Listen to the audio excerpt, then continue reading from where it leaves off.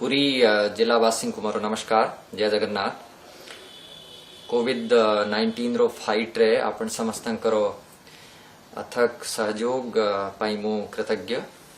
आम जिले रे निश्चय नंबर बड़ी बड़ी चली छी, लेकिन मोर देन 80% 80-70 रु बेसी लोग रिकवर करी घर रे जाइछंती, भलो रछंती।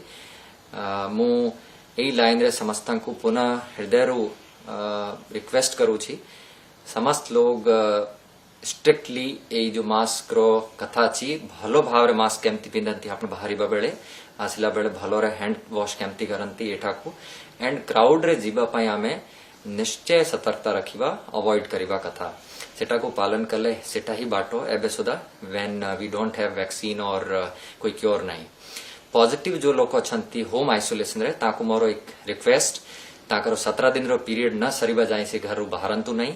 जदि कोई खाम ख्याली रे बाहरु छंती भलो लागुची ताको बाहरु छंती और कंप्लेन आसीबो, निश्चय आमे एज पर लॉ एक्शन नेबो।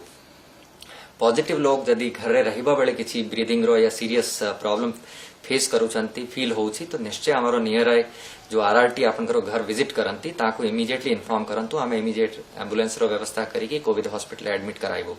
हॉस्पिटल रे सफिशिएंट बेड अछि विद ऑक्सीजन और आईसीयू भी प्रॉपर अरेंजमेंट अच्छी।